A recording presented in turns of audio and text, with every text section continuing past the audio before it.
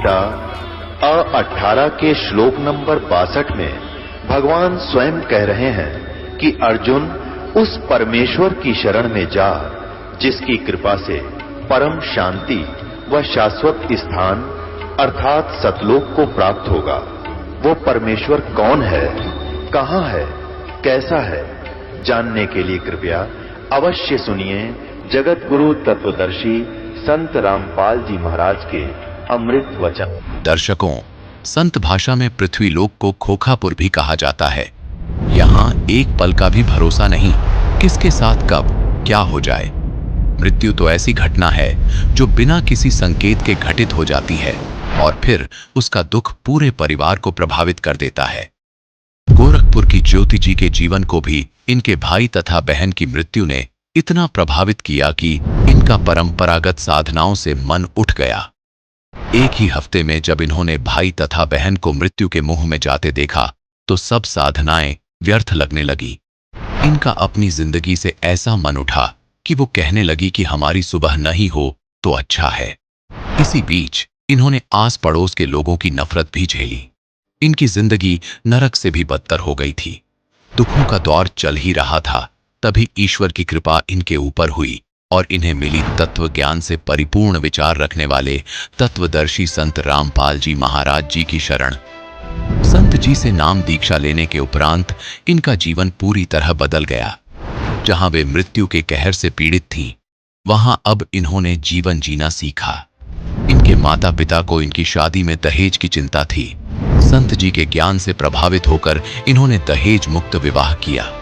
इसके अलावा ज्योति जी को और भी कई लाभ हुए जिनका उल्लेख इन्होंने इस साक्षात्कार में किया है। अब सुनिए ज्योति जी के जीवन परिवर्तन की सच्चाई उनकी आप बताई।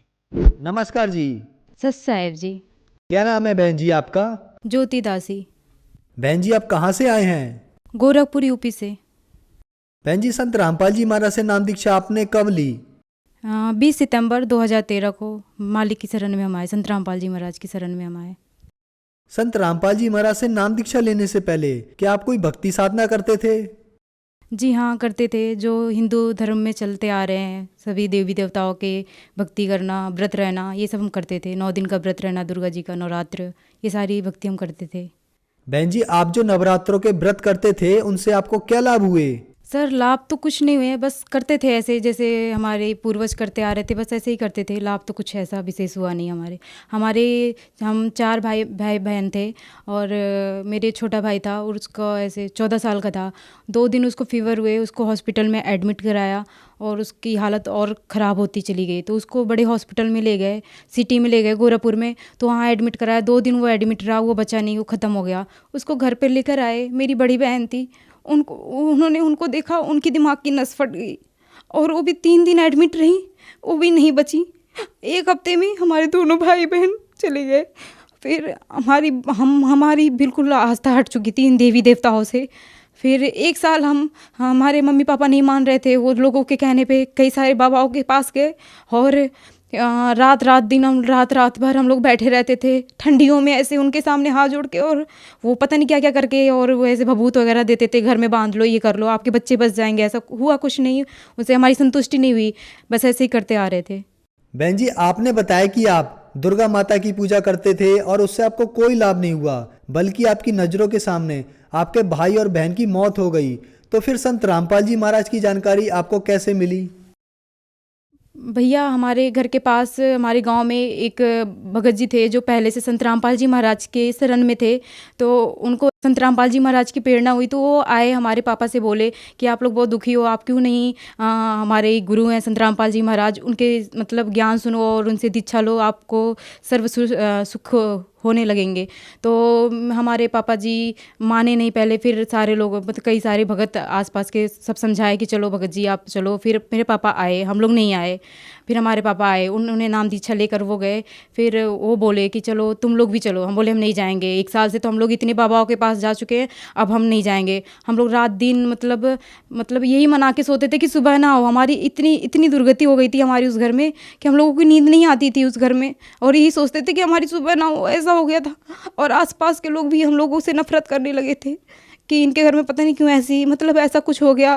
और पता नहीं क्या उनके घर में होता है। फिर हमारे पापा ने बोला कि संत रामपाल जी महाराज की आश्रम में चलो, और देखो मैं भी तो वहाँ से ही नाम लेकर आया हूँ, मैं भी तो जीने लगा, मैं कितनी बाबाओं के पास जा रहा था, कुछ हुआ वहाँ से, तुम भी चलो संत रामपाल जी महाराज की आश्रम में। तो फिर पापा के काफ़ी कहने से फिर हम ऐसे ही आए, ये सोच के चलो घूमने चलते हैं, नाम लेने की इच्छा से नहीं आए थे हम। फिर संत रामपाल जी महाराज की आश्रम में आए, वहाँ आते ही ऐसा मतलब ऐसा फील हुआ कि हाँ यहाँ कुछ हो सकता है, यहाँ कुछ है, यहाँ जीने का रास्ता हमको मिल सकता है। फिर एक दो दिन हम लोग एक दिन ऐसे ही बिता दिए, नाम नहीं लिए, मतलब ऐसे ही हो रहा था कि पहले देखते हैं क्या है आश्रम में। फिर एक दो दिन ऐसे लोगों से मिले, फिर भक्तों से बातें हुई, वहाँ के जो नाम संत रामपाल जी महाराज जी से जो जिन्होंने नाम लिया तो उनसे बातें हुई। फिर हाँ लगा कि हाँ यहाँ कुछ हो सकता है, ये भगवान है, यहाँ है, धरती पे भगवान है। फिर हम लोग दूसरे दिन वहाँ पे नाम दीक्षा ली। परमात्मा संत रामपाल जी महाराज की इतनी रज़ा हुई कि अब हम लोग जीना सीख गए हैं और हम लोग अच्छे से भक्ति कर रहे हैं। आपने बताया कि पहले आप बहुत सारे बाबाओं के चक्कर में पड़ चुके थे और आपका जीना भी मुश्किल हो गया था। आप ये भी चाहते थे कि आपकी सुबह ना हो और आपकी मौत हो जाए। तो क्या संत रामपाल जी की शरण में आने के बाद आपको कोई लाभ प्राप्त हुए? भैया पहला तो लाभ यही है कि संत रामपाल जी महाराज की शरण में आने से हम लोगों को ज़िंदगी मिल गई। मतलब 4 हम लोग बचे हैं, 2 भाई, एक भाई है मेरा बड़ा और मैं मम्मी पापा, 4 लोगों की ज़िंदगी बच गई जो कि हम लोग जीना नहीं चाह रहे थे। सबसे बड़ा लाभ तो ये है। दूसरा लाभ ये है कि मेरी शादी हुई, मेरे हस्बैंड हैं और मेरी शादी हुई, मैं प्रेग्नेंट हो गई और 9 महीने मुझे बहुत उल्टियाँ लगी, बहुत उल्टियाँ। और जब मैं हॉस्पिटल में जाती थी डॉक्टर ये बोलते थे बच्चा बहुत वीक है, बच्चा बहुत वीक है और तू ये खाया कर वो खाया कर, और नॉन वेज वगैरह। तो हम नॉन वेज हम ये सब नहीं खाते हैं। फिर जब मेरा डेट आ गया, मैं 9 महीने मतलब मेरा डेट था, मैं उस दिन भी चेकअप कराने के ऊपर बच्चा बहुत वीक है और पता नहीं क्या होगा। तो मैं संत रामपाल जी महाराज की प्रार्थना लगाई, मैं भगवान आप दया करो, मतलब बच्चा बहुत वीक है। संत रामपाल जी महाराज बोले तुम भक्ति करो, भगवान दया करेंगे। और मतलब मैं बच्चा हुआ और 8-9 बच्चे हुए उस टाइम, लेकिन सबसे ज़्यादा वेट का मेरा ही बच्चा था। 3 किलो का मेरा बच्चा हुआ और हमसे मोटी मोटी हेल्दी वहाँ पे लेडीज़ें थी, किसी का बच्चा 3 किलो का हुआ ही नहीं, 2-3 किलो के अंदर ही रह गए और मेरा ही बच्चा 3 किलो का हुआ। और मैं देख के खुद हैरान रह गई कि मेरे पेट से निकला ही मेरा बच्चा है। मैं सोच रही थी मतलब ऐसा होगा, लोग हंसे ना, लेकिन मालिक की संत रामपाल जी महाराज की इतनी दया हुई कि बस भगत जी 5 महीने की बच्ची हो गई है, बहुत अच्छी है और हर कोई उसको देख के कहता है कि 5 महीने की है, ये तो लगती नहीं है, ऐसा है। संत रामपाल जी महाराज की इतनी रजा हुई। एक और लाभ हुआ भैया, हाँ मेरी शादी की मतलब मेरे घर वालों की थोड़ी टेंशन रहती थी कि हाँ मतलब इसकी शादी कैसे होगी, बहुत दहेज देना होगा ये वो। फिर हमारी मम्मी की तबीयत ख़राब थी, हम थोड़ा सिटी में गए, उनको हॉस्पिटल मतलब गए थे उनको दिखाने। फिर हमारे घर में चोरी हो गई थी। मेरे पापा जी सोचे कि इसकी रिमेनिंग कैसे हुई। फिर मतलब हमारे भगत बताने लगे कि हाँ इसमें भी मतलब लड़का है, उसको देख लो। फिर मतलब लड़के को देखे, हमारे जो मतलब हस्बैंड है वो भी संत रामपाल जी महाराज के शिष्य हैं और संत रामपाल जी महाराज की दया से हमारी शादी हुई और उन्होंने 1 रुपया भी दहेज नहीं लिया। मात्र 2 कपड़े में मैं आई और हमारी शादी हो गई और हम बहुत खुशहाल ज़िंदगी जी रहे हैं संत रामपाल जी महाराज की दया से। बहन जी, आपने बताया कि संत रामपाल जी महाराज से नाम दीक्षा लेने के बाद आपका विवाह बिना दहेज के हुआ। आज भी इस देश में दहेज के कारण बहुत सी बहन बेटियां जलाई जाती हैं, प्रताड़ित की जाती हैं। तो आप उन्हें क्या संदेश देना चाहेंगी? कई परिवार में 5-5, 6-6 बेटियां हैं, उनके माँ बाप को बहुत टेंशन लगी रहती है इनकी। मतलब कितने लोग ऐसे हैं जो बेटी पैदा नहीं करना चाहते हैं कि हाँ मेरे घर लड़की हो गई, अब इसकी शादी कैसे होगी। बेटी होते ही उसकी शादी की परवाह होने लगती है लोगों को। और ऐसा हमारे संत रामपाल जी महाराज के आश्रम में इतना अच्छा ज्ञान है कि यहाँ तो बेटियाँ लोग खुशी खुशी पैदा करते हैं, हालांकि बेटे के लिए नहीं सोचते कि हाँ बेटा हो, मतलब बेटियों की होने पर इतनी खुशी मनाते हैं। हमारे आश्रम में संत रामपाल जी महाराज का ज्ञान इतना अच्छा है कि हमारे आश्रम मात्र 17 मिनट में ना बैंड बाजा ना कोई पैसे का खर्च। लड़की वालों को तो बिल्कुल सोचना ही नहीं है, आज सोचे तो आज शादी कर लें, कल सोचे कल शादी कर लें। इतनी अच्छी यहाँ शादियाँ होती है, 17 मिनट में मात्र शादियाँ होती है। और ऐसा कुछ नहीं है, यहाँ के जो हमारे मतलब हस्बैंड है या किसी की भी शादी होती है, जो भगत भाई है कभी भी इसके बारे में सोच भी नहीं सकते कि उसको ऐसा मतलब उसको सताया जाए शादी के लिए। अगर 2 कपड़े में आई है तो उसको पूरी हर सुविधा दी जाती है शादी के बाद। और हमारी यही प्रार्थना है उन बहनों से, उनके माँ बाप से कि संत रामपाल जी महाराज की शरण में आए, उनसे नाम दीक्षा लें और अपना जीवन कल्याण करें और मोक्ष प्राप्त करें। बहन जी, जो श्रद्धालु आज आपको देख रहे हैं, आप उन्हें क्या संदेश देना चाहेंगी? हम संदेश नहीं, हाथ जोड़ के प्रार्थना करना चाहते हैं। जैसा हमारे साथ हुआ ऐसे बहुत लोगों के साथ हो रहा है, लेकिन वो जो भक्ति कर रहे हैं उसी में, मतलब जैसे पूर्वज करते आए बस इसी तरह वो अपना जीवन बिता रहे हैं। लेकिन ऐसा कुछ नहीं है। और हमारे पूर्वज पढ़े लिखे नहीं थे, हम तो पढ़े लिखे हैं। भगवान ने आज हम लोग को पढ़ाया लिखाया, ये तो पहले नहीं था पढ़ाई लिखाई। आज क्यों आया है पढ़ाई लिखाई? हम लोग को नॉलेज क्यों दी जा रही है कि ये मानुष जन्म दुर्लभ है, जो मिले ना बारंबार। तरवर से पत्ता टूट गिरे वो बहुर ना लगता डार। हमको मनुष्य जन्म, ये तो जो हम लोग परिवार पाल रहे हैं, ये तो पशु पक्षी भी ये परिवार पाल रहे हैं, लेकिन हमको मनुष्य जन्म मिला है भक्ति करने के लिए। हमको मनुष्य जन्म मिला था, जो कि हम लोग वो कर नहीं रहे हैं। और हम प्रार्थना करना चाहते हैं अपने रिश्तेदार से, आस पास के पड़ोसियों से, कि संत रामपाल जी महाराज के शरण में आए, उनका ज्ञान समझें और भक्ति करें और मोक्ष प्राप्त करें। संत रामपाल जी महाराज की शरण में कैसे आ सकते हैं? कई चैनलों पे संत रामपाल जी महाराज का सत्संग आता है। उस सत्संग के नीचे एक पीली पट्टी चलती है, उस पे नंबर दिया जाता है। उस नंबर पे फ़ोन करके आसपास के नामदान केंद्रों पे संपर्क करके वहाँ पे जाके नाम दीक्षा ली जा सकती है। धन्यवाद जी। सत साहेब जी। अब जगत गुरु तत्वदर्शी संत रामपाल जी महाराज जी के सत्संग के माध्यम से उस अद्वितीय आध्यात्मिक ज्ञान के बारे में जानते हैं, जिसके माध्यम से आप भी प्राप्त कर सकते हैं ऐसे आध्यात्मिक, मानसिक और भौतिक सुख जो अभी तक आपने सिर्फ मीराबाई, ध्रुव, प्रहलाद जैसे कुछ ही भक्तों की जीवन कथा में सुने होंगे। अब सुनिए तत्वदर्शी संत के संग शास्त्र अनुकूल भक्ति सत्संग, ऐसा अद्वितीय आध्यात्मिक ज्ञान जिसका है सर्वधर्मों के पवित्र शास्त्रों में प्रमाण। अब इसके 547 पृष्ठ पर हम आते हैं। ये 547 पन्ना है जन्म साखी का, ये समुद्र दी साखी। अब यहाँ आते हैं। बाला संधु वाच, बाला संधु बोले जो बाला और मर्दाना दो शिष्य थे श्री नानक देव जी के, अंगद जी को बता रहे हैं। बालाजी अंगद जी पूछ रहे हैं, आप उनके साथ रहा करते थे, गुरु जी की कोई महिमा सुनाओ। तो बाला संधु वाच, ताते है गुरु अंगद जी, जद गुरु नानक जी अजीते पासों विद्या होए, ता मर्दाने किहा सच्चे पातशाह जी असा समुद्र ता देखिया, पर लंका नहीं देखी, जिथे रामचंद्र जी चढ़ाई कीती है। ता गुरु नानक जी किहा चलो भाई बाला ते मर्दाना, तुहानू रंज नहीं करना, आँखी मीटो, आँख मीचो। जा आँखी मीट के खो लिया, ता समुद्र दे कंडे जाई खड़े होए, ते आखण लगे बाला ते मर्दाना, मेरे पीछे पीछे चले आओ, और मुखों वाहेगुरु वाहेगुरु कहिंदे आओ। ते आगे आगे गुरुजी तुर पे, जैसे धरती ऊपर तुरदे सन, समुद्र में चल पड़े जैसे धरती में चलते, उसी तरह समुद्र ऊपर तुर पे। जहाँ चले जावण, ते पीछे पीछे बाला ते मर्दाना जावण।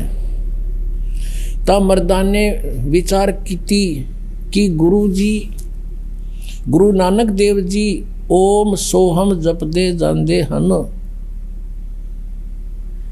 ता मर्दाना भी ओम सोहम लगा जपण, ते लगा गोते खावण। जा गुरु नानक जी देखण, ता मर्दाना गोते खांदा है। ता गुरु जी कहा कि मर्दाना तू गुरु जी दी करनी वल नहीं देखना, गुरु जी दे वचना पर चलना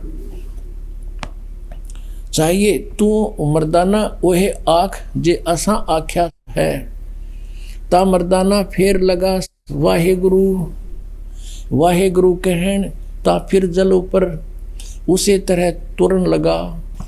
पुणात्मा, ये जो जन्म साखी है यानी गुरु नानक देव जी के विषय में और सब अन्य गुरुओं के विषय में सत्ज्ञान है इसमें लिखा हुआ।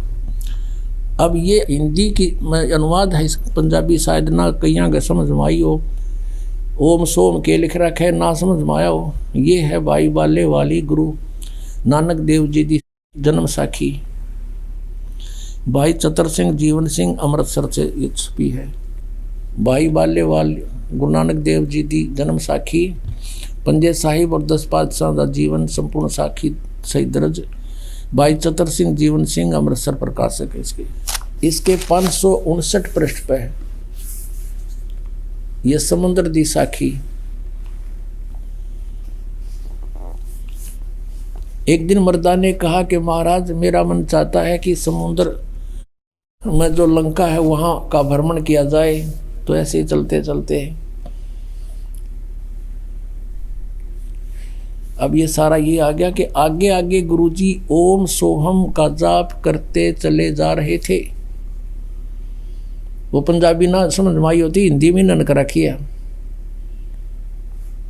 और फिर मर्दाना ने सोचा हम भी ओम सोहम का जाप क्यों ना करें। जब मर्दाना भी ओम सोहम की रट लगाने लगा तब वह लगा गोते खाने।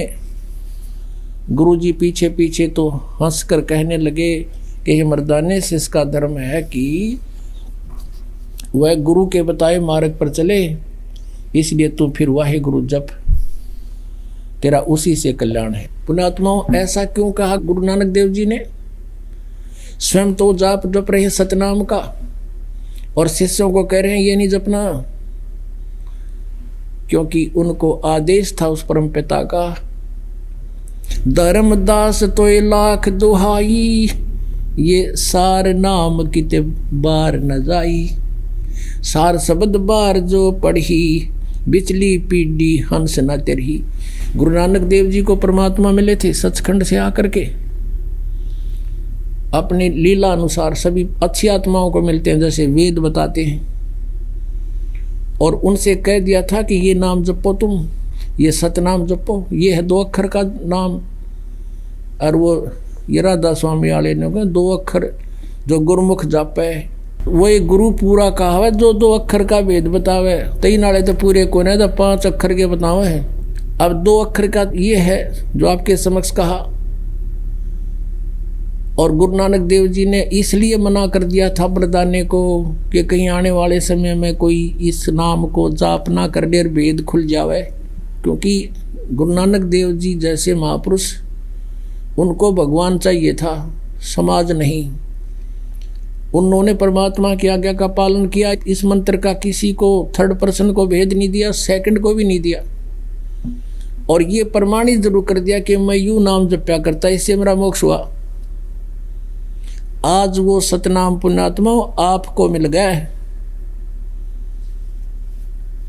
और इससे मोक्ष होगा। ये बांटे 5 नाम और फिर न ना समाधि ला ले, बस 5 नाम तो मंडला के हैं। फिर तुम कित गड्ढोगे जब ये मंडलाएं के काल के हैं, तुम कहाँ जाओगे? फिर वो जाने वाला नाम बताओ। परमात्मा कहते हैं सो हम शब्द हम जग में लाए, सार शब्द हम गुप्त छिपाए। अब सो हम शब्द ने ले लिया कबीर साहब की वाणी ते, अब वो सत शब्द को तो ना इनका पल्ला पड़ा और ना ये वो नाम 2 अक्षर का नाम नहीं देते। तो इससे सिद्ध हो गया कि राधा स्वामी पंथ वालों का ज्ञान गलत, इनकी वे ऑफ वर्शिप, इनकी साधना गलत। तो ये पूरा पंथ काल के जाल में है। दास कोई ईर्षावश नहीं कह रहा, परमार्थवश ये बात कह रहा है। पुण्यात्माओं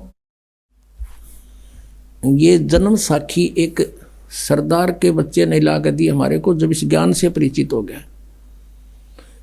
हमने तो गुरु ग्रंथ साहिब को देखा और सदग्रंथों को देखा, तो वो अपने इतिहास से खुद परिचित होते हैं प्राणी।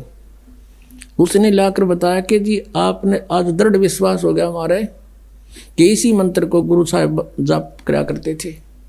और गुरु नानक देव जी के अतिरिक्त इस मंत्र का किसी भी नीचे उसके बाद के जितने भी गुरु साहिब हुए हैं उनको भी इस मंत्र का भेद नहीं था। ये प्रत्यक्ष प्रमाण है। जब गुरु नानक देव जी ने अपने शिष्य को इसलिए कह दिया कि कहीं आगे इसका कोई जाप ना कर ले, और वाणी में लिख रखा था उन्होंने अपनी वाणी में ये मंत्र, तो उस वाणी को छोड़ दिया गया गुरु ग्रंथ साहिब की रचना करते समय। किस लिए कि कहीं कोई, क्योंकि गुरुदेव का आदेश है कि ये मंत्र नहीं जपना, तो वो बची हुई वाणी, छोड़ी हुई वाणी, एक प्राण संगली नाम की एक पुस्तक अलग से बना रखी है। उसमें स्पेशल लिखा है कि केवल गुरु नानक देव जी की मैले पहले की वाणी है, जो गुरु ग्रंथ साहिब की रचना करते समय रह गई थी, ये अलग से लिखी गई। उसमें क्लियर लिखा है दोनों अक्षर ये। अब यही कहते हैं, जिन जिन को भगवान मिले, हम सुल्तानी नानक तारे दादू को उपदेश दिया, जात जुलाहा भेद न पाया, काशी माहे कबीर हुआ। आदरणीय गरीबदास साहिब जी ने कहा कि हमें भगवान ने तारा, किन किन को? हम सुल्तानी, इब्राहिम सुल्तान अधम नामक एक मुसलमान राजा थे, नानक जी को, दादू जी को, हम सुल्तानी नानक तारे दादू को उपदेश दिया, जात जुलाहा भेद नहीं पाया, वो काशी माहे कबीर हुआ। अब गरीबदास साहिब जी ने अपनी अमृतवाणी में लिखा है, ओ हम सो हम पालड़ रंग होरी हो, 14 लोक चढ़ावे राम रंग होरी हो, 3 लोक पास्यंग धरे रंग होरी हो, तो ना तुले तुलाया राम रंग होरी हो। ये 2 अक्षर का मंत्र ये तुम्हें दिया जाता है। कहते इसके एक श्वास की सिमरन एक पालड़े में धर दे, तराजू के एक पलड़े में, और दूसरी तरफ ये 14 लोक चढ़ावे। 14 लोक, ये भगवान शिव का लोक, विष्णु का लोक, ब्रह्मा जी का लोक, दुर्गा का लोक, और ये नीचे के पाताल, फिर ये स्वर्ग लोक, और ये ब्रह्मलोक, धर्मराज का लोक। ये कहते हैं 14 लोक तक रख दे उस एक मंत्र के जाप के बराबर के पलड़े में। और 3 लोक पासिंग धर है। पासिंग कौन सी होती है? जैसे हमारे घरों में ये बिजनेस करने वाले जो बनिए आते थे गेहूं कणक तोलने के लिए, जैसे गेहूं गुड़ शक्कर जो भी वो मोल लेने आते थे, तो वो क्या करते थे, पहले धनी को तराजू दिखाते थे, देख ले भाई, उसमें जो थोड़ी त्रुटि होती थी तो उसको बैलेंस बनाने के लिए, उसकी करेक्शन करने के लिए, जो सामान जैसे गेहूं तोलना है तो गेहूं 2 मुट्ठी उठाकर दूसरी साइड डाल लेते थे, ताकि वो उसमें जो डिफेक्ट है वो ठीक हो जाए, उसमें कोई डिफेक्ट ना रहे, पलड़ा बिल्कुल पैरेलल हो जाए। तो वो पास्यंग बोला करते, उसने पास्यंग, और उसी तरफ बट्टा रख लेते थे, और बाकी शेष सौदा तोला करते थे अलग से। तो क्या बताते हैं कि ये 2 अक्षर का मंत्र, ओम सोहम पालड़ रंग होरी हो, और 14 लोक चढ़ावे राम रंग होरी हो, और ये 3 लोग तक पासिंग धर दे, जिनकी तो गिनती है कोई ना, सौदे में कोई नहीं है। और तोड़ा तुले तुलाया राम रंग होरी हो। कहते वो पलड़ा जिसमें एक सतनाम के सुमरण का एक कीमत रख दी जाए तो पलड़ा उठे नहीं, 14 लोक भी धर दे, दूसरे साइड में ऊपर जाएंगे वो। यानी इतना वैल्यूएबल है ये। पुण्यात्माओं, एक लाला जी था, वो 2 भाई थे, उनमें से छोटे की मृत्यु होगी। वो छोटे के 2 पुत्र थे, कोई 18 वर्ष का, कोई 16 वर्ष का। अब जब देखा पिताजी का अंतिम संस्कार हो गया, उसकी गति गाती जैसे ये कराया करें सारा काम हो लिया, तब रोटियों की समस्या आई। तो उन बच्चों की मां ने, जिसका पति मर गया था, उसने अपने दोनों बच्चों से कहा कि बेटा तुम अभी बच्चे हो, तुम बिजनेस नहीं कर सकते, अपने ताऊ जी के साथ, पिताजी के बड़े भाई को ताऊ जी बोलते हैं, तुम अपने ताऊ जी के साथ मिलकर बेटा पार्टनरशिप कर लो और अपना बिजनेस करो। उनकी माँ ने कहा कि ले बेटा, मेरे पास तेरे पिताजी के समय के कुछ लाल रखे हैं। एक लाल उसमें लाखों रुपए का होता था। उसकी माँ ने एक पोटली में 10-12 लाल बांध रखे थे, वो दे दिए पुत्रों को, और उनसे कहा कि अपने ताऊ जी को कह दो, पैसे तो हमारे पास है नहीं, इन लालों को गिरवी रख दें, गहने रख दें और फिर कमाएंगे, हमारे हिस्से में जो आवेंगे फिर इनको छुटवा लेंगे। अब दोनों बच्चे माँ के दिए हुए लाल लेकर गए।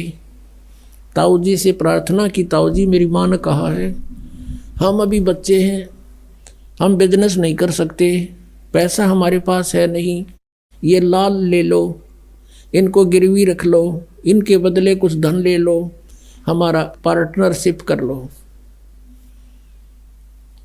अब उस सेठ ने, उनके ताऊ जी ने वो खोल कर देखे, उल्टी गिठड़ी बांध दी नो की नो। अक बेटा ये तो बहुत कीमती है, इनको वापस रख के आओ, अपनी माँ को कह दे छुपा कर रखे इनको चौकस।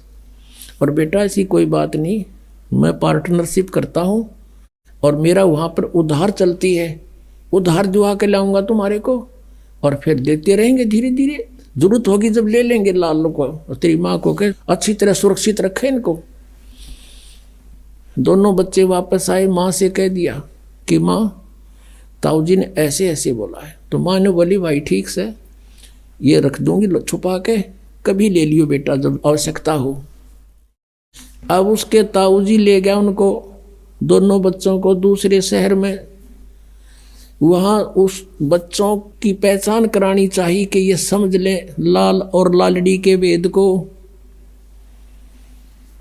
एक सेठ से 50,000 रुपये का सामान लिया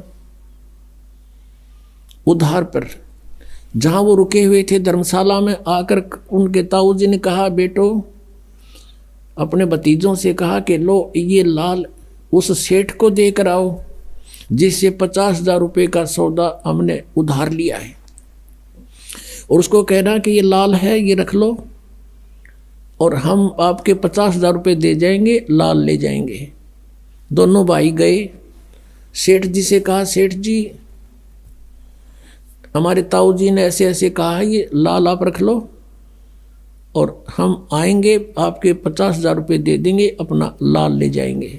अब उस सेठ ने क्या किया, एक जोरी बुलाया जो परख करता है और उसे दिखाया कि भी देखना ये लाल कैसा है। जोरी ने कहा ये लाल नहीं है, ये तो लालड़ी है, लाल तो लाख रुपए का होता है, ये तो 200 रुपये की बिना बिके, ये तो नकली है लालड़ी। अब उस सेठ ने वो उठा के वो लालड़ी बाहर फेंक दी गली में, ले जाओ थारे लाल ने, धोखेबाजो कपटियो, अरे तुम्हारा ताऊ ऐसा तो नहीं था, आज तक तो उसने ऐसा जुल्म नहीं किया हमारे साथ, आज ये धोखा करते हो, मैंने कौन सा मांगा था तुम्हारे से।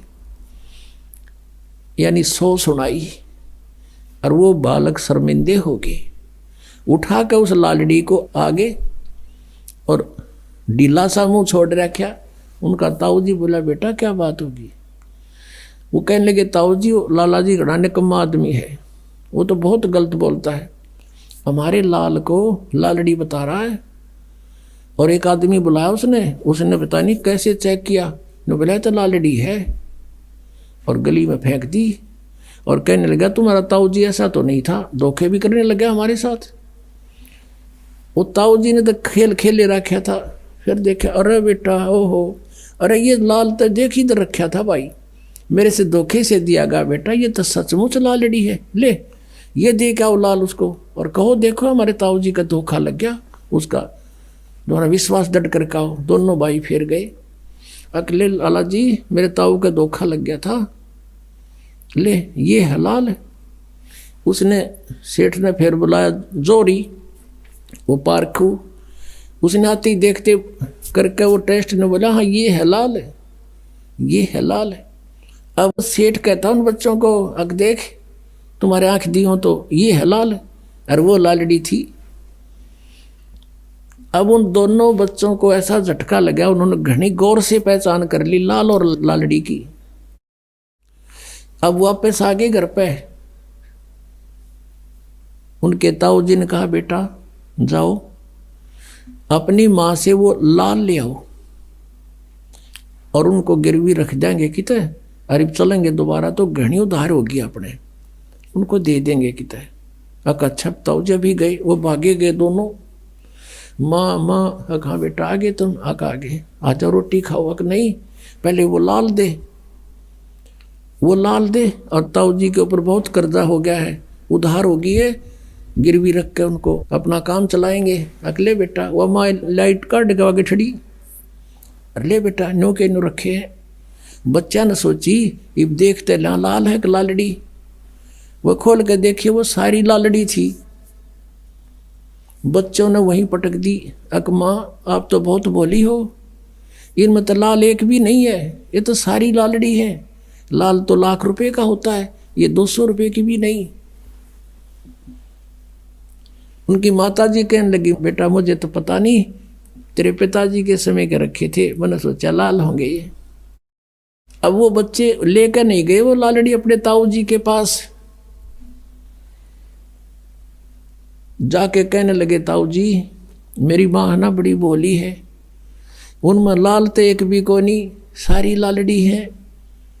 जब वो ताऊ जी कहता बेटा ये उस दिन भी लालड़ी थी तुम मेरे पास लेकर आए थे, यदि मैं कह देता ये लालड़ी है, लाल नहीं ये 200 रुपए की भी नहीं है, तो तेरी माँ ने कब हो मेरा पति मर गया तो हमारे लाला ने भी लालड़ी बताओ है ताऊ। और बेटा आज तुमको मैंने इतना समझदार कर दिया कि लाल और लालड़ी की तुम खुद पहचान करने लगे, अपनी लालड़ी आप पहचान ली। तो पुण्यात्मा दास चाहता है कि आपको इतना इंटेलिजेंट बना दूं आध्यात्मिक मार्ग में, तुम अपने अपने लाल और लालड़ियों को खुद पहचान लो। जैसे इस सिख बच्चे ने पहचान कर ये जन्म साखी गुरु नानक देव जी की आते दिखाई कि सचमुच आप जो कहते हो ये सत्य है और यही नाम मोक्ष का है, बाकी सब झूठ है। तो पुण्यात्माओं परमात्मा ने 600 वर्ष पहले ये अमृतवाणी और ये ज्ञान ये सदग्रंथों में जो आज विद्यमान है उस समय हमें बताया था, लेकिन उस समय इनको प्रतिज्ञा दिवा दी थी धर्मदास तो ये लाख दुहाई, ये सार नाम और ये मूल ज्ञान, ये मूल ज्ञान है, ये तत्व ज्ञान है, इसमें सब वे ऑफ वर्शिप भी, पूजा की विधि भी, और साथ में अध्यात्म ज्ञान कैसे सृष्टि रचना हुई, कैसे क्या हुआ। कहते इसको अभी छुपा के रखना, मूल ज्ञान बार जो पढ़ी या बिचली पीढ़ी हंसनी तरही। तो गुरु नानक देव जी ने बैन लगा दिया था इसके ऊपर कि खबरदार इसको जाप किया तो, अब बैन खोल दिया परमात्मा ने, उनकी दया से ये बिचली पीढ़ी आ गई और सबका कल्याण होगा जो शरण में आ जाएगा। बोलो सतगुरुदेव।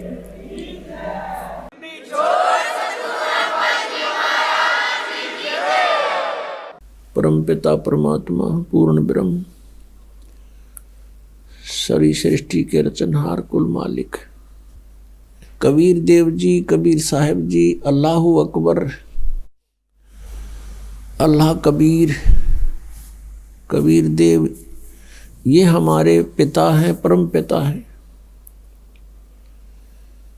ये हमारे परम पिता हैं, ये हमारे परमात्मा हैं।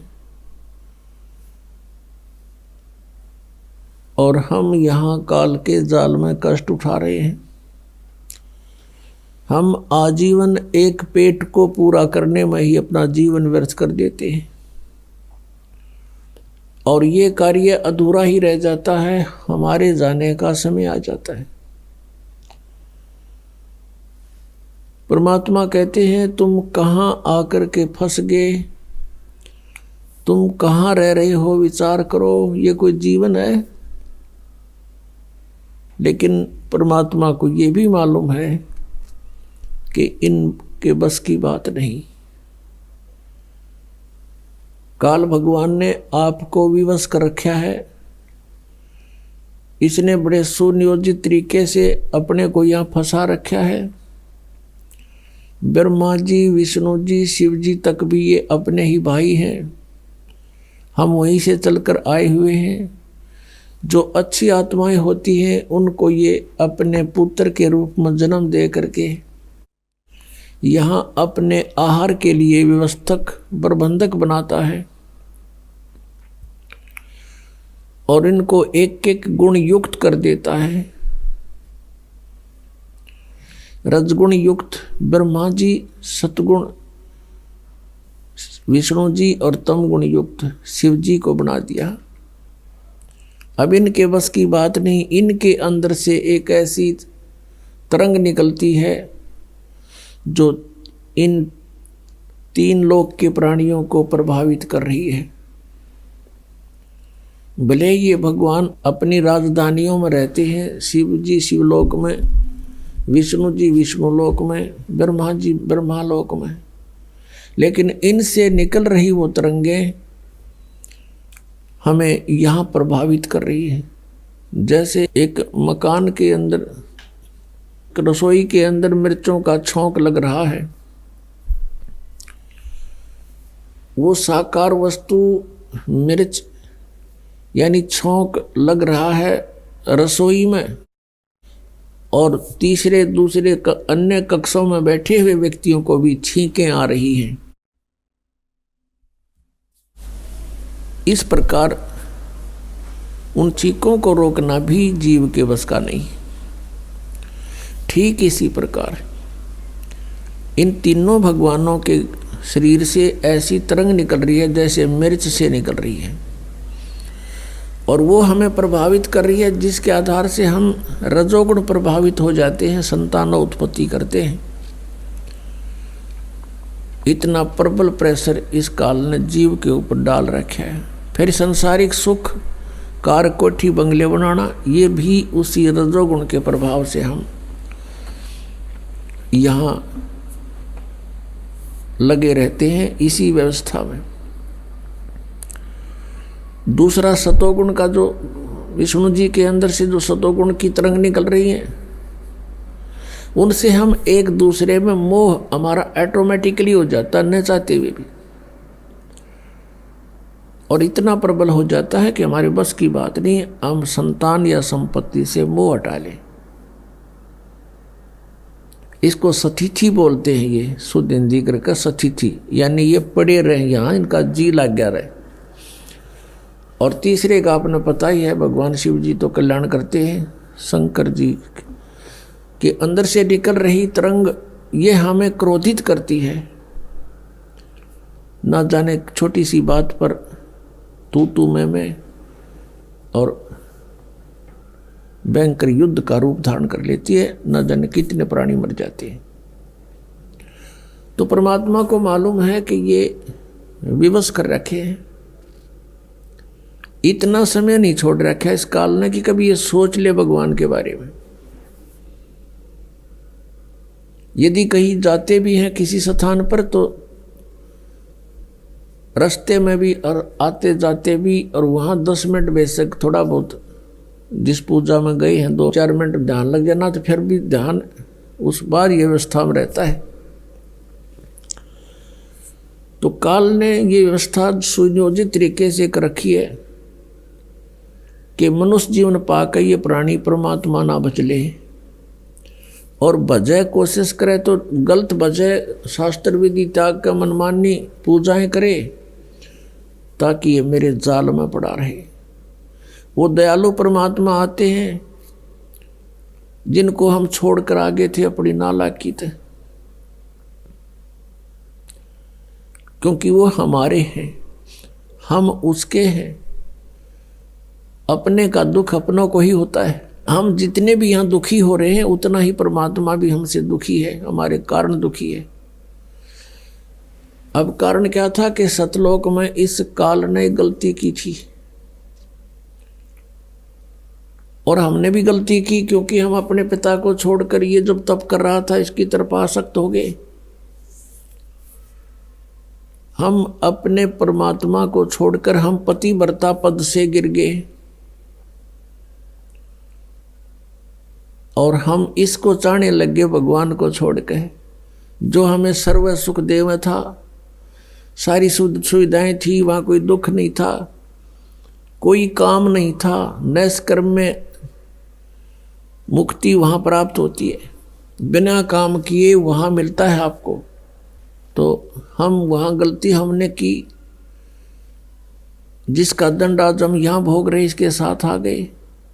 इसने वहाँ एक और भयंकर गलती की कि जब ये दुर्गा युवा थी, परमात्मा ने इसको युवा बना करके इसके पास भेजा था, और हम सब आत्माओं को दुर्गा के शरीर में प्रवेश कर दिया था सूक्ष्म रूप में, और इसको कहा था बेटी तू वचन से जितने जीव कहेगी बना देना, बना सकती है, तेरे को मैंने पावर दे दी, कबीर भगवान ने कहा था।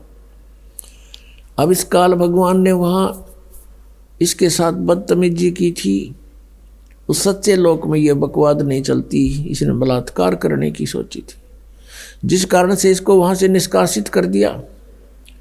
जब इसको निष्कासित कर रहे थे, इसने बहुत याचना की।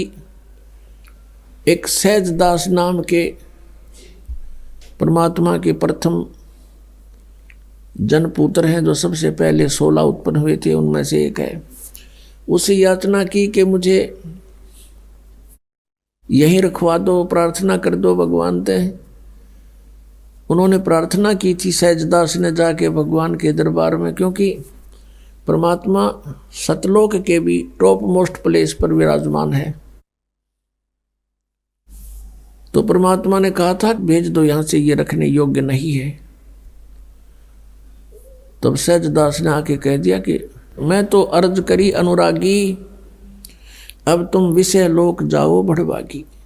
ये वहां से चल पड़ा, तो उसका प्रतिशोध ले रहा भी ये हमारे से, हमारे परमात्मा से प्रतिशोध ले रहा है कि उसकी आत्माओं को इतना सता दूं, ये तौबा बोलती रहे और वो दुखी रहे। ये इतना शैतान है जिसको हम भगवान मानते थे, ये ब्रह्म है। यहाँ ये ब्रह्म नाम से प्रसिद्ध है। जैसे गीता जी अध्याय नंबर 15 के श्लोक नंबर 16 और 17 में 3 पुरुष बताए, 3 प्रभु, एक सरपुरुष, एक अक्षर पुरुष।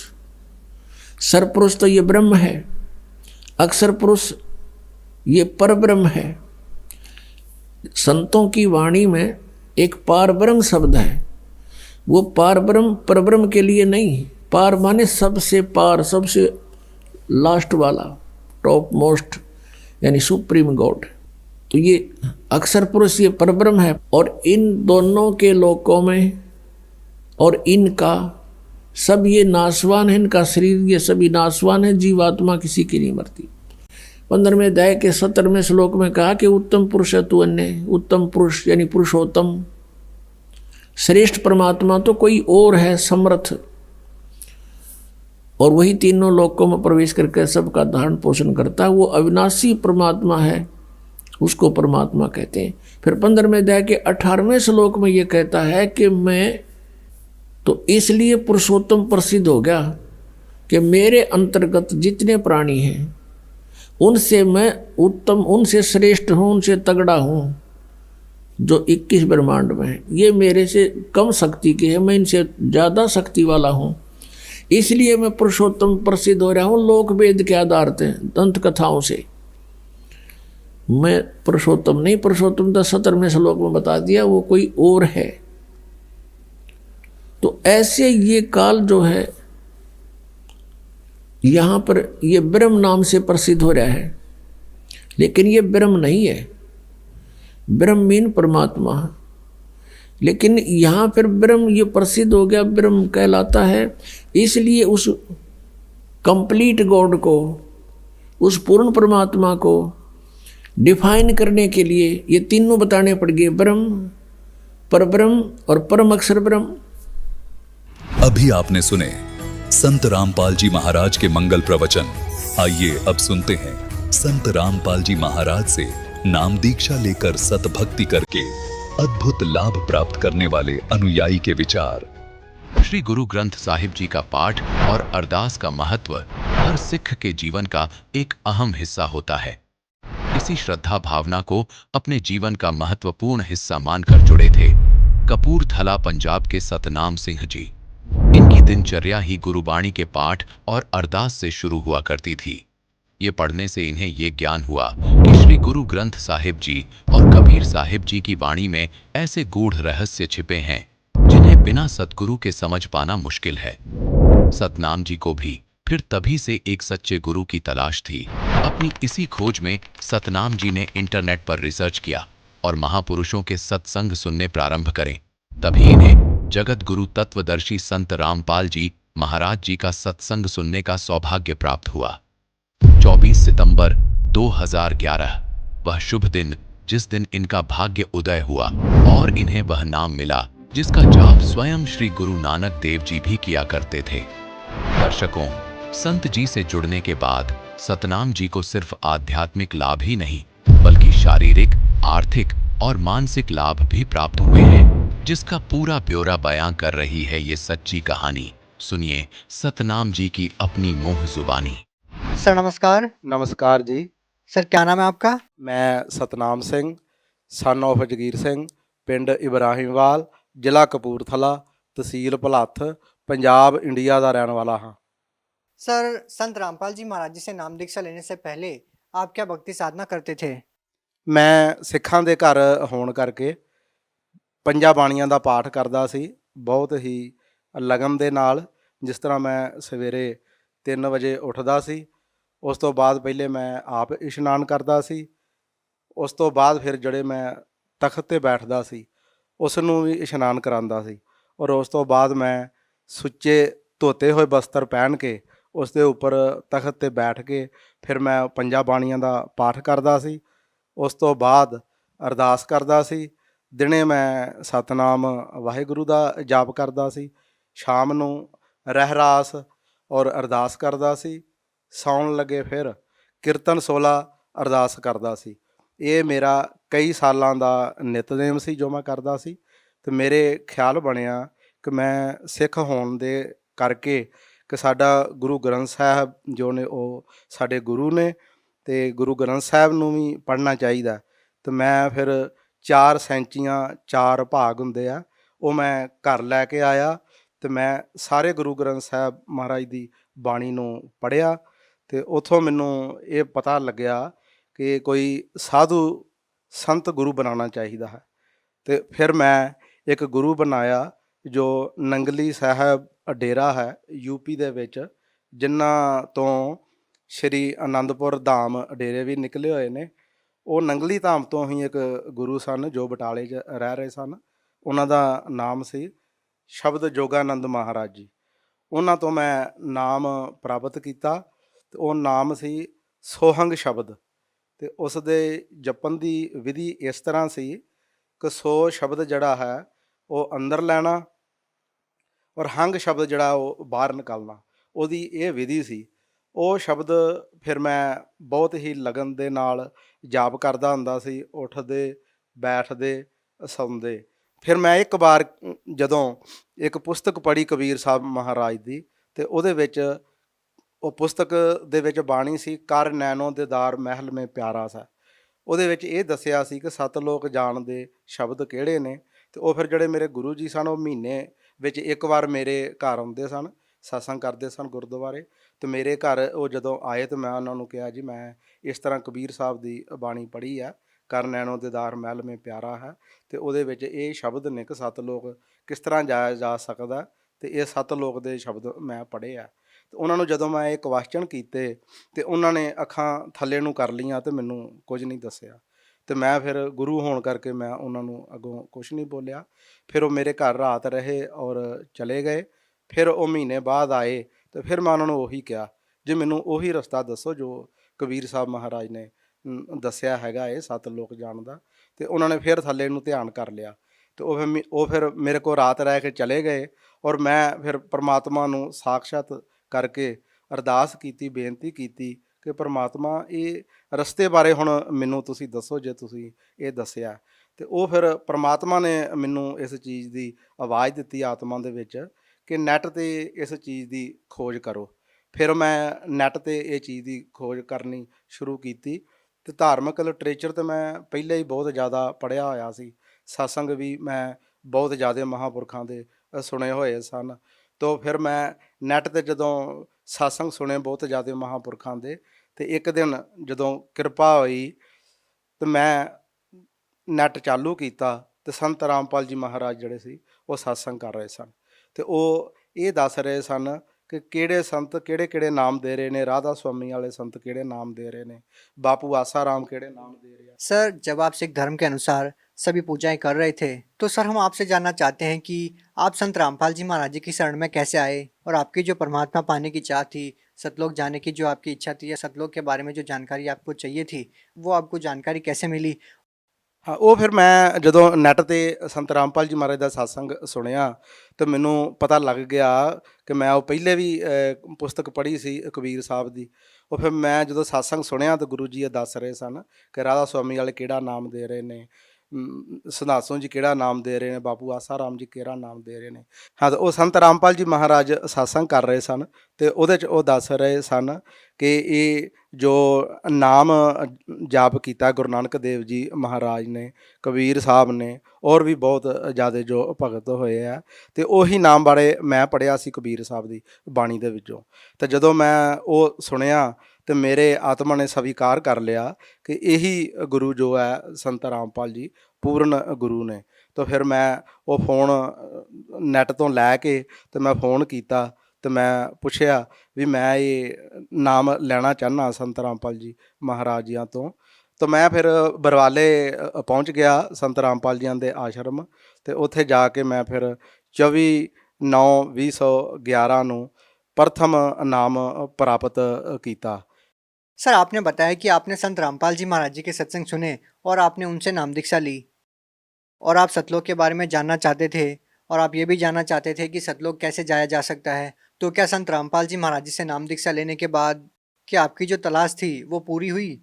ਹਾਂ, ਬਿਲਕੁਲ ਮੇਰੀ ਖੋਜ ਜੋ ਸੀ ਪਰਮਾਤਮਾ ਨੂੰ ਮਿਲਣ ਦੀ, ਉਹ 100% ਜਿਹੜੀ ਸੀ ਉਹ ਮੇਰੀ ਪੂਰੀ ਹੋ ਗਈ। ਜੋ ਸ਼ਬਦ ਮੈਨੂੰ ਪ੍ਰਾਪਤ ਹੋਏ ਉਹ ਗੁਰੂ ਨਾਨਕ ਦੇਵ ਜੀ ਮਹਾਰਾਜ ਨੇ ਵੀ ਜਾਪ ਕੀਤੇ ਸੀ, ਕਬੀਰ ਸਾਹਿਬ ਨੇ ਵੀ ਉਹਨਾਂ ਬਾਰੇ ਜ਼ਿਕਰ ਕੀਤਾ ਸੀ, ਹੋਰ ਵੀ ਜਿਹੜੇ ਸੁਪਰੀਮ ਭਗਤ ਹੋਏ ਨੇ ਫਸਟ ਕਲਾਸ ਦੇ, ਉਹਨਾਂ ਨੇ ਵੀ ਉਹ ਜਾਪ ਕੀਤਾ ਸੀ। ਮੈਨੂੰ ਫਿਰ ਉਹ ਮੰਤਰ ਪ੍ਰਾਪਤ ਹੋਇਆ ਜੋ ਕਿ ਗ੍ਰੰਥਾਂ ਦੇ ਵਿੱਚ ਦੱਸਿਆ ਗਿਆ ਸੀ, ਗ੍ਰੰਥਾਂ ਦੇ ਜੋ ਵਿੱਚ ਪ੍ਰਮਾਣ ਸਨ, ਉਹ ਮੈਨੂੰ ਫਿਰ ਮੰਤਰ ਜਿਹੜਾ ਸੀ ਉਹ ਪ੍ਰਾਪਤ ਹੋਇਆ। ਅਤੇ ਉਸ ਤੋਂ ਬਾਅਦ ਫਿਰ ਮੈਂ ਦੂਸਰਾ ਮੰਤਰ ਜਿਹੜਾ ਸੀ ਸਤਿਨਾਮ ਸ਼ਬਦ ਸੀ, ਉਹ ਵੀ ਮੈਨੂੰ ਪ੍ਰਾਪਤ ਹੋਇਆ। ਅਤੇ ਸਤਿਨਾਮ ਸ਼ਬਦ ਦੇ ਨਾਲ ਮੈਨੂੰ ਬਹੁਤ ਜ਼ਿਆਦਾ ਲਾਭ ਹੋਏ। ਜਿਸ ਤਰ੍ਹਾਂ ਮੈਨੂੰ ਮੇਰਾ ਆਪਰੇਸ਼ਨ ਹੋਇਆ ਸੀ, ਘਰ ਦੀ ਦਾ ਵੀ ਆਪਰੇਸ਼ਨ ਹੋਇਆ ਸੀ। ਘਰ ਦੀ ਦੇ ਪਿੱਤੇ ਦੇ ਵਿੱਚ ਪੱਥਰੀ ਸੀ ਔਰ ਅਸੀਂ ਹੌਸਪੀਟਲ ਗਏ ਹੋਏ ਸੀ, ਅਤੇ ਉਹਨਾਂ ਦਾ ਆਪਰੇਸ਼ਨ ਹੋਇਆ ਅਤੇ ਮੈਂ ਹੌਸਪੀਟਲ ਵਿੱਚ ਹੀ ਸੀ ਅਜੇ। ਅਤੇ ਮੇਰੇ ਵੀ ਪੇਟ 'ਚ ਬਹੁਤ ਗੈਸ ਬਣਨ ਲੱਗ ਪਈ, ਅਤੇ ਮੈਂ ਡਾਕਟਰ ਸਾਹਿਬ ਨੂੰ ਮਿਲਿਆ ਅਤੇ ਵੀ ਮੇਰੇ ਗੈਸ ਬਹੁਤ ਬਣ ਰਹੀ ਹੈ ਪੇਟ ਵਿੱਚ। ਉਹਨਾਂ ਨੇ ਮੇਰਾ ਅਲਟਰਾਸਾਊਂਡ ਕੀਤਾ ਅਤੇ ਉਹਨਾਂ ਨੇ ਬੋਲਿਆ ਵੀ ਆਪਦੇ ਪਿੱਤੇ ਦੇ ਵਿੱਚ ਪੱਥਰੀ ਹੈ, ਇਹ ਆਪਰੇਸ਼ਨ ਕਰਾਉਣਾ ਪਏਗਾ। ਅਤੇ ਮੈਨੂੰ ਵੀ ਫਿਰ ਉਹ ਆਪਰੇਸ਼ਨ ਕਰਾਉਣਾ ਪਿਆ। ਪਿੱਤਾ ਜੋ ਸੀ ਉਹ ਡਾਕਟਰ ਸਾਹਿਬ ਹੋਰਾਂ ਨੇ ਨਿਕਾਲ ਦਿੱਤਾ। ਉਸ ਤੋਂ ਬਾਅਦ ਫਿਰ ਮੈਡੀਸਨ ਮੈਂ ਯੂਜ ਕਰਦਾ ਹੁੰਦਾ ਸੀ, ਜਿੱਦਾਂ ਸਵੇਰੇ ਮੈਂ ਗੈਸ ਦੀ ਗੋਲੀ ਲੈਂਦਾ ਹੁੰਦਾ ਸੀ। ਉਸ ਤੋਂ ਬਾਅਦ ਫਿਰ ਜਦੋਂ ਰੋਟੀ ਮੈਂ ਖਾਂਦਾ ਸੀ ਅਤੇ ਪਾਚਨ ਸ਼ਕਤੀ ਮੇਰੀ ਖਰਾਬ ਹੋ ਗਈ ਸੀ, ਅਤੇ ਮੈਂ ਫਿਰ ਦਵਾਈ ਯੂਜ ਕਰਦਾ ਸੀ। ਉਹ ਫਿਰ ਮੈਂ ਇੱਕ ਵਾਰ ਬਰਵਾਲਾ ਆਸ਼ਰਮ ਸੰਤ ਰਾਮਪਾਲ ਜੀਆਂ ਦੇ ਆਸ਼ਰਮ ਗਿਆ ਹੋਇਆ ਸੀ, ਅਤੇ ਮੈਂ ਗੁਰੂ ਜੀਆਂ ਨੂੰ ਬੇਨਤੀ ਕੀਤੀ, ਸੰਤ ਰਾਮਪਾਲ ਜੀਆਂ ਨੂੰ, ਕਿ ਮਹਾਰਾਜ ਜੀ ਮੇਰੇ ਪੇਟ 'ਚ ਗੈਸ ਬਹੁਤ ਬਣਦੀ ਹੈ, ਅਤੇ ਕਿਰਪਾ ਕਰੋ ਕਿ ਮੇਰੀ ਇਹ ਜਿਹੜੀ ਦਵਾਈ ਹੈ ਇਹ ਛਡਵਾ ਦਿਓ। ਅਤੇ ਫਿਰ ਪਰਮਾਤਮਾ ਸੰਤ ਰਾਮਪਾਲ ਜੀ ਮਹਾਰਾਜ ਜੀਆਂ ਨੇ ਬੋਲਿਆ ਕਿ ਠੀਕ ਹੈ, ਪਰਮਾਤਮਾ ਕਿਰਪਾ ਕਰ ਦੇਗਾ। ਅਤੇ ਹੁਣ ਮੈਂ ਕੋਈ ਵੀ ਮੈਡੀਸਨ ਜਿਹੜੀ ਹੈ ਉਹ ਯੂਜ ਨਹੀਂ ਕਰ ਰਿਹਾ, ਪਰਮਾਤਮਾ ਦੀ ਬਹੁਤ ਕਿਰਪਾ ਹੈ। ਅਤੇ ਹਾਂਜੀ, ਅਤੇ ਉਸ ਤੋਂ ਬਾਅਦ ਮੈਨੂੰ ਹੋਰ ਵੀ ਬਹੁਤ ਜ਼ਿਆਦਾ ਲਾਭ ਹੋਏ। ਹਾਂ, ਇਹ ਜਦੋਂ ਮੈਂ ਸੰਤ ਰਾਮਪਾਲ ਜੀਆਂ ਤੋਂ ਨਾਮ ਉਪਦੇਸ਼ ਨਹੀਂ ਸੀ ਲਿਆ, ਉਦੋਂ ਮੇਰੇ ਇਹ ਜੋੜ ਵਿੱਚ ਨੁਕਸ ਸੀ ਅੰਗੂਠੇ ਦੇ, ਅਤੇ ਜੋੜ ਮੇਰਾ ਦਰਦ ਕਰਦਾ ਰਹਿੰਦਾ ਸੀ। ਮੈਡੀਸਨ ਵੀ ਮੈਂ ਯੂਜ ਕੀਤੀ, ਫਿਰ ਵੀ ਕੋਈ ਫਰਕ ਨਹੀਂ ਪਿਆ। ਅਤੇ ਮੈਂ ਸੰਤ ਰਾਮਪਾਲ ਜੀ ਮਹਾਰਾਜ ਦੇ ਆਸ਼ਰਮ ਗਿਆ ਹੋਇਆ ਸੀ, ਅਤੇ ਮੈਂ ਸੰਤ ਰਾਮਪਾਲ ਜੀ ਗੁਰੂ ਜੀਆਂ ਨੂੰ ਬੇਨਤੀ ਕੀਤੀ ਕਿ ਗੁਰੂ ਜੀ ਮੇਰਾ ਇਹ ਜੋੜ ਦਰਦ ਕਰ ਰਿਹਾ ਅੰਗੂਠੇ ਦਾ। ਅਤੇ ਉਹਨਾਂ ਨੇ ਹਿੰਦੀ ਵਿੱਚ ਬੋਲਿਆ ਕਿ ਦਿਖਾਓ ਕੌਣ ਸਾ ਅੰਗੂਠਾ ਹੈ ਆਪਕਾ। तो मैंने उन्होंने अगे ये कर दिया, उन्होंने ऐसे 2 उंगल लगाया, वो दर्द उसी वक्त ठीक हो गया। ਹੁਣ 6 ਸਾਲ ਹੋ ਗਏ ਨੇ ਇਸ ਦੀ, ਮੈਨੂੰ ਉਹ ਕਦੇ ਵੀ ਦਰਦ ਨਹੀਂ ਹੋਈ। ਫਿਰ ਜਦੋਂ ਮੈਂ ਪਹਿਲੇ ਨਾਮ ਨਹੀਂ ਸੀ ਲਿਆ ਆ ਸੰਤ ਰਾਮਪਾਲ ਜੀ ਮਹਾਰਾਜ ਤੋਂ, ਉਦੋਂ ਮੈਨੂੰ ਸੱਪ ਬਹੁਤ ਦਿਖਾਈ ਦਿੰਦੇ ਹੁੰਦੇ ਸਨ। ਮੈਂ ਕੋਈ ਐਸੀ ਜਗ੍ਹਾ ਨਹੀਂ ਸੀ ਛੱਡੀ ਕਿ ਜਿੱਥੇ ਮੈਂ ਉਸ ਵਾਸਤੇ ਨਾ ਗਿਆ ਹੋਵਾਂ, ਪਰ ਉਹ ਕਿਸੇ ਕੋਲੋਂ ਵੀ ਉਹ ਠੀਕ ਨਹੀਂ ਹੋਇਆ। ਫਿਰ ਮੈਂ ਸੰਤ ਰਾਮਪਾਲ ਜੀ ਨੂੰ ਬੇਨਤੀ ਕੀਤੀ, ਗੁਰੂ ਜੀ ਮੈਨੂੰ ਇਸ ਤਰ੍ਹਾਂ ਸੱਪ ਬਹੁਤ ਦਿਖਾਈ ਦਿੰਦੇ ਆ। ਉਹਨਾਂ ਨੇ ਕਿਹਾ ਵੀ ਪ੍ਰਮਾਤਮਾ ਕਿਰਪਾ ਕਰੇਗਾ। ਉਹ ਮੈਨੂੰ ਹੁਣ ਉਹ ਵੀ ਕਦੇ ਵੀ ਉਹ ਜੋ ਸੱਪ ਦਿਖਾਈ ਦਿੰਦੇ ਸੀ, ਉਹ ਕਦੇ ਮੈਨੂੰ ਸੱਪ ਵੀ ਦਿਖਾਈ ਨਹੀਂ ਦਿੱਤੇ। ਫਿਰ ਇੱਕ ਵਾਰ ਮੇਰੇ ਘਰਦਿਆਂ ਨੂੰ ਹਾਰਟ ਦਾ ਨੁਕਸ ਹੋ ਗਿਆ, ਮੈਂ ਉਹਨਾਂ ਨੂੰ ਹੌਸਪੀਟਲ ਲੈ ਕੇ ਗਿਆ, ਅਤੇ ਡਾਕਟਰਾਂ ਨੇ ਜਦੋਂ ਚੈੱਕ ਵਗੈਰਾ ਕੀਤਾ ਉਹਨਾਂ ਨੂੰ, ਅਤੇ ਉਹਨਾਂ ਦੇ ਨਾੜੀ ਬਲੌਕ ਸੀ, ਅਤੇ ਉਹਨਾਂ ਨੂੰ ਨੁਕਸ ਇਹ ਸੀ ਕਿ ਉਹਨਾਂ ਦਾ ਸਾਹ ਰੁਕਦਾ ਸੀ, ਦਰਦ ਹੁੰਦੀ ਸੀ ਛਾਤੀ ਦੇ ਵਿੱਚ, ਅਤੇ ਮੈਨੂੰ ਪਤਾ ਸੀ ਕਿ ਇਸ ਤਰ੍ਹਾਂ ਇਹਨਾਂ ਨੂੰ ਇਹ ਨੁਕਸ ਹੈ। ਅਤੇ ਮੈਂ ਜਦੋਂ ਹੌਸਪੀਟਲ ਦੇ ਵਿੱਚ ਰਹਿ ਰਿਹਾ ਸੀ 3 ਦਿਨ ਅਸੀਂ ਉੱਥੇ ਰਹੇ, ਤੇ ਜਦੋਂ 3 ਵਜੇ ਤੇ ਮੈਨੂੰ ਜਾਗ ਆ ਗਈ, ਸਵੇਰੇ ਤੜਕੇ ਟਾਈਮ ਦੇ 3 ਵਜੇ, ਤੇ ਮੈਨੂੰ ਵੀ ਉਹੀ ਨੁਕਸ ਹੋ ਰਿਹਾ ਸੀ ਜੋ ਘਰਦਿਆਂ ਨੂੰ ਸੀ, ਕਿ ਮੈਂ ਜਾਣਦਾ ਸੀ ਕਿ ਘਰਦਿਆਂ ਨੂੰ ਵੀ ਇਹੋ ਕੁਝ ਹੁੰਦਾ ਸੀ। ਫਿਰ ਮੈਨੂੰ ਪਤਾ ਲੱਗ ਗਿਆ ਕਿ ਮੇਰੀ ਵੀ ਨਾੜੀ ਜੋ ਹੈ ਉਹ ਬਲੌਕ ਹੋ ਗਈ ਆ। ਤੇ ਮੈਂ ਉਦੋਂ ਹੀ ਸੰਤ ਰਾਮਪਾਲ ਜੀ ਮਹਾਰਾਜ ਨੂੰ ਹਸਪਤਾਲ ਦੇ ਵਿੱਚ ਹੀ ਦੰਡਵਤ ਕੀਤਾ ਤੇ ਮੈਂ ਬੋਲਿਆ, ਗੁਰੂ ਜੀ 2 ਲੱਖ ਰੁਪਇਆ ਤੇ ਮੈਂ ਆਪਣੇ ਘਰਦਿਆਂ ਦਾ ਦੇਣਾ ਹੈ, ਤੇ ਮੈਨੂੰ ਵੀ ਇਹ ਨੁਕਸ ਹੋ ਗਿਆ ਹੈ, ਤੇ ਕਿਰਪਾ ਕਰੋ ਮੈਨੂੰ ਇਹ ਨੁਕਸ ਨਾ ਹੋਵੇ। ਤੇ ਉਹ ਨੁਕਸ ਜਿਹੜਾ ਮੇਰਾ ਫਿਰ ਉਸ ਵਕਤ ਠੀਕ ਹੋ ਗਿਆ। ਫਿਰ ਅਸੀਂ ਹਸਪੀਟਲ ਤੋਂ ਘਰ ਆ ਗਏ। ਉਹ ਨੁਕਸ ਫਿਰ ਵੀ ਮੈਨੂੰ ਕਈ ਦਿਨ ਹੁੰਦਾ ਰਿਹਾ ਕਿ ਜਿਸ ਤਰ੍ਹਾਂ ਪ੍ਰਮਾਤਮਾ ਮੈਨੂੰ ਉਹ ਦਿਖਾ ਰਿਹਾ ਸੀ ਕਿ ਇਹ ਨੁਕਸ ਸੀ ਤੁਹਾਨੂੰ, ਤੇ ਇਹ ਅਸੀਂ ਠੀਕ ਕਰ ਦਿੱਤਾ ਹੈ। ਤੇ ਉਹ ਨੁਕਸ ਜਿਹੜਾ ਸੀ ਮੇਰਾ 2 ਲੱਖ ਰੁਪਇਆ ਲੱਗਣਾ ਸੀ, ਉਹ ਪ੍ਰਮਾਤਮਾ ਨੇ ਮੈਨੂੰ ਉਸ ਨੁਕਸ ਤੋਂ ਵੀ ਬਚਾ ਲਿਆ। ਉਸ ਤੋਂ ਬਾਅਦ ਫਿਰ ਮੇਰਾ ਬੇਟਾ ਅਮਰੀਕਾ ਕੇ ਲਈ ਬਾਹਰ ਜਾਣਾ ਚਾਹੁੰਦਾ ਸੀ। ਉਹ ਅਸੀਂ 2 ਏਜੰਟ ਕੀਤੇ ਕਿ ਜੋ ਕਿ ਬਾਹਰ ਨਹੀਂ ਸੀ ਉਹ ਜਾ ਪਾ ਰਿਹਾ। ਫਿਰ ਅਸੀਂ ਸੰਤ ਰਾਮਪਾਲ ਜੀ ਮਹਾਰਾਜ ਦੀ ਸ਼ਰਨ ਵਿੱਚ ਚਲੇ ਗਏ ਸੀ, ਤੇ ਅਸੀਂ ਸੰਤ ਰਾਮਪਾਲ ਜੀ ਮਹਾਰਾਜ ਨੂੰ ਇੱਕ ਦਿਨ ਬੇਨਤੀ ਕੀਤੀ ਆਸ਼ਰਮ ਦੇ ਵਿੱਚ ਕਿ ਮਹਾਰਾਜ ਜੀ ਮੇਰਾ ਬੇਟਾ ਅਮਰੀਕਾ ਨਹੀਂ ਜਾ ਪਾ ਰਿਹਾ, ਰਸਤੇ ਵਿੱਚੋਂ ਹੀ ਵਾਪਸ ਆ ਜਾਂਦਾ ਹੈ। ਸੰਤ ਰਾਮਪਾਲ ਜੀ ਮਹਾਰਾਜ ਨੇ ਬੋਲਿਆ ਕਿ ਠੀਕ ਹੈ, ਪਰਮਾਤਮਾ ਕਿਰਪਾ ਕਰੇਗਾ। ਤਾਂ ਫਿਰ ਇੱਕ ਦਿਨ ਸੰਤ ਰਾਮਪਾਲ ਜੀ ਮਹਾਰਾਜ ਨੇ ਮੈਨੂੰ ਮੇਰੇ ਘਰ 'ਚ ਦਰਸ਼ਨ ਦਿੱਤੇ ਔਰ ਬੋਲਿਆ ਕਿ ਆਪ ਦਾ ਬੇਟਾ 15 ਤਰੀਕ ਨੂੰ ਅਮਰੀਕਾ ਕੇ ਲਈ ਚਲਾ ਜਾਏਗਾ। तो ठीक 15 तरीक ਨੂੰ ही उसकी फ्लैट हो गई तो वो अमेरिका के लिए चला गया। अब अमेरिका ਵਿੱਚ ही है, बहुत ਵਧੀਆ उसका कारोबार है, तो अमेरिका वो अपना काम कर रहा है। सर, जैसा कि आप सिख धर्म से बिलोंग करते हैं, तो हम आपसे जानना चाहते हैं कि जो गुरु नानक देव जी जो जाप करते थे, क्या वही नाम संत रामपाल जी महाराज जी देते हैं? हाँ बिल्कुल जी, जो गुरु नानक देव जी महाराज ने नाम जाप किया ਉਹੀ संत रामपाल जी महाराज ने जो सानू नाम उपदेश दिता और उन्होंने प्रमाण भी दिखाए। जिस तरह बाले मरदाने की जन्म साखी दे विचों एक होर ग्रंथ है गुरु नानक देव जी महाराज का प्राण सांगली ग्रंथ, वो भी दिखाया, उहदे विचों भी प्रमाण दिते।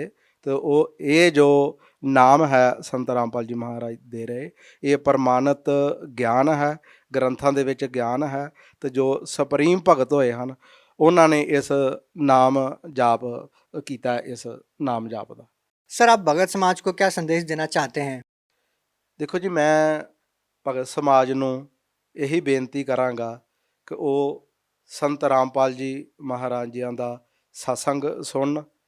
जो संत रामपाल जी महाराज सत्संग टीवी ते बहुत ज़्यादा चैनलों ते सुना रहे ने और नाल ग्रंथां दे प्रमाण दे रहे ने, और ये वो गुरु जियां दा संत रामपाल जियां दा सत्संग सुन के ते वो नाम प्राप्त करन जो कि 7 लोक लैके जान वाला है। और 84 लाख जूनां विच जदों ये नाम जाप कोई करेगा तो नहीं आएगा।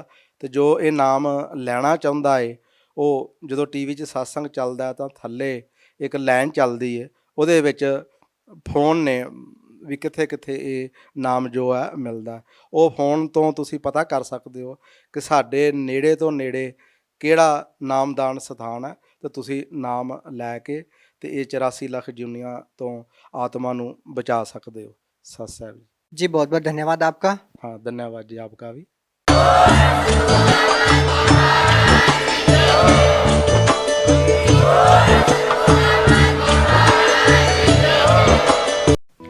आप सुन रहे थे जगत गुरु तत्वदर्शी संत रामपाल जी महाराज के मंगल प्रवचन। अधिक जानकारी के लिए संपर्क करें।